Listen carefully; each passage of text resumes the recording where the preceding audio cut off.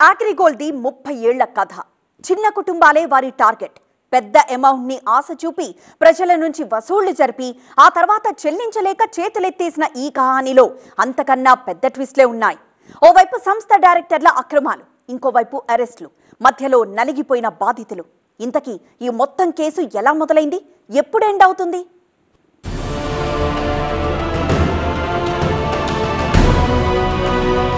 అసలు అగ్రిగోల్డ్ వివాదం ఇప్పటిది కాదు.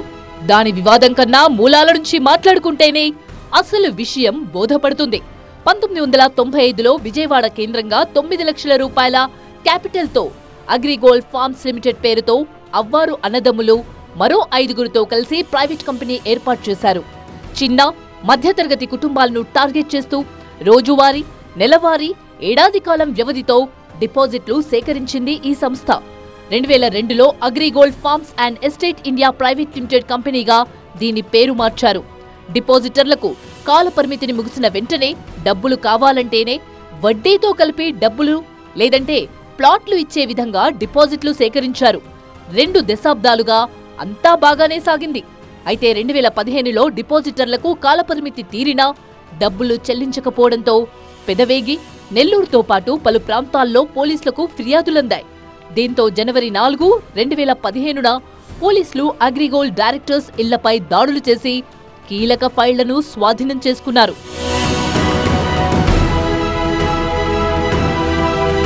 కంపెనీ డిపాజిట్లు తిరిగి చెల్లించడం లేదన్న వార్త పెద్ద ఎత్తున వ్యాపించింది. అప్పటికే కంపెనీ 8 రాష్ట్రాల్లో 32 లక్షల మంది వద్ద నుండి 7,300 కోట్ల రూపాయలను సేకరించింది. ఒక్క ఏపీలోనే 19.5 లక్షల మంది నుండి 3,968 కోట్లు సేకరించారు. దీంతో బాధితులంతా కలిసి AgriGold customers and agents welfare association గా ఏర్పడి అప్పటి చంద్రబాబు ప్రభుత్వంపై పోరాటం చేయడం మొదలుపెట్టారు. ఆ తర్వాత చంద్రబాబు సర్కార్ డిపాజిటర్ల కోసం పలు చర్యలు తీసుకుంది. 2017లో 22 రోజుల పాటు అసోసియేషన్ నేతలు విజయవాడలో నిరాహార దీక్షలు చేశారు.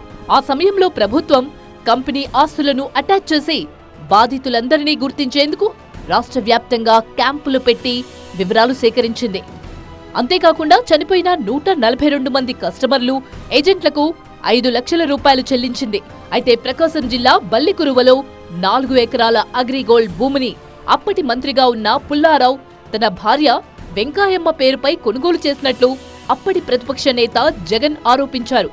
ఆ తర్వాత కాలంలో పుల్లారావు అగ్రిగోల్డ్ డైరెక్టర్ మేనల్లుడుకు చెందిన భూములు కొనుగోలు చేసి అమ్ముకున్నట్టు తేలింది.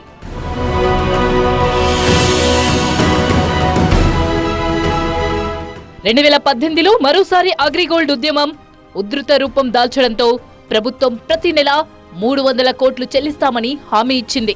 2019 ఫిబ్రవరిలో ఇందుకు సంబంధించిన జీవో ఇస్తూ 260 కోట్ల రూపాయల నిధులను ఇందుకోసం కేటాయించింది. అయితే ఏప్రిల్లో ఎన్నికలు జరిగి కొత్త ప్రభుత్వం ఏర్పాటైంది.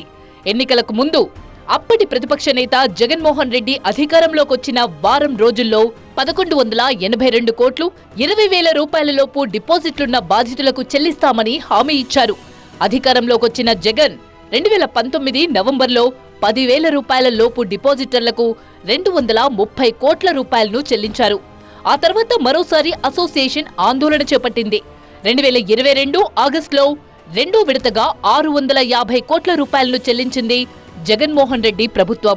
చీఫ్ సెక్రటరీ చైర్మన్ గా 4గురితో హైపవర్ కమిటీని బాధితుల అసోసియేషన్ డిమాండ్ మేరకు ఏర్పాటు చేసింది. అప్పటి నుంచి ఇప్పటి వరకు బాధితులకు ఒక్క రూపాయి కూడా చెల్లించలేదు. కంపెనీకి చెందిన 23,000 ఎకరాల వ్యవసాయ భూమిని, 1,00,000 గజాల విలువైన స్థలాన్ని హాయ్లాండ్, యారాడ రిసార్ట్స్, విజయవాడతో పాటు వివిధ ప్రాంతాల్లో ఉన్న విలువైన భవనాలను ప్రభుత్వం అటాచ్ చేసింది. అయితే హాయ్లాండ్ కు అగ్రిగోల్డ్ సంస్థకు ఎటువంటి సంబంధం లేదని డైరెక్టర్స్ హైకోర్టును ఆశ్రయించారు. అయితే అప్పటి ప్రభుత్వం ఆధారాలు చూపించడంతో హాయ్లాండ్ అగ్రిగోల్డ్ సంస్థదే అని రుజువైంది. అప్పటి నుంచి 2-3 సార్లు వేలంపాట నిర్వహించినా కొనుగోలు చేసేందుకు ఎవరూ ముందుకు రాలేదు. ఈ సమయంలోనే విలువైన ఆస్తులను ఇంకా అగ్రిగోల్డ్ కు సంబంధించిన వ్యక్తులే నిర్వహిస్తున్నారు అన్న ఆరోపణలున్నాయి.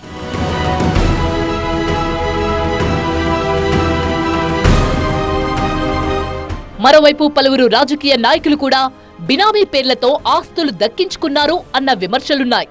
మాజీ మంత్రి జోగి రమేష్ బినామీ పేర్లతో, తప్పుడు సర్వే నంబర్లతో అగ్రిగోల్డ్ భూములను రిజిస్ట్రేషన్ చేయించుకొని తర్వాత అమ్ముకున్నారని బాధితుల అసోసియేషన్ గౌరవ అధ్యక్షుడు ముప్పాల నాగేశ్వరరావు ఆరోపించారు. ఇప్పటికైనా ప్రభుత్వం 2024 ఎన్నికల సందర్భంగా ఇచ్చిన హామీ మేరకు అగ్రిగోల్డ్ ఆస్తులు అమ్మి ప్రతి ఒక్క బాధితుడికి న్యాయం చేయాలని ఆయన డిమాండ్ చేశారు. ఈ జోగి రమేష్ లాంటి అనేక మంది ఇలాంటి ఆక్రమణలకు పాల్పడుతున్నారు. దాంట్లో ఉన్నటువంటి అద్భుతమైనటువంటి కలపని స్థానికంగా దొంగతనాలు చేస్తున్నారు. అగ్రిగోల్డ్ హాయిలాండ్ దగ్గర నుంచి యారాడ రిసార్ట్స్ దగ్గర నుంచి ఉన్న ప్రాపర్టీస్ మీద ఇప్పటికీ కంపెనీ వాళ్ళే దాన్ని అనుభవిస్తూ ఉన్నారు. అందువల్ల అటాచ్ చేసినటువంటి ఆస్తుల్ని హైకోర్టులో అబ్సల్యూట్ చేపించడము గత ప్రభుత్వం చేయలేదు. అందువల్ల ఆస్తులన్నింటినీ అబ్సల్యూట్ చేపించమని చెప్పి మీ ద్వారా ప్రభుత్వాన్ని కోరుతున్నాము. మరి ఈ అగ్రిగోల్డ్ కేసు ఎక్కడ ఎండ్ అవుతుంది?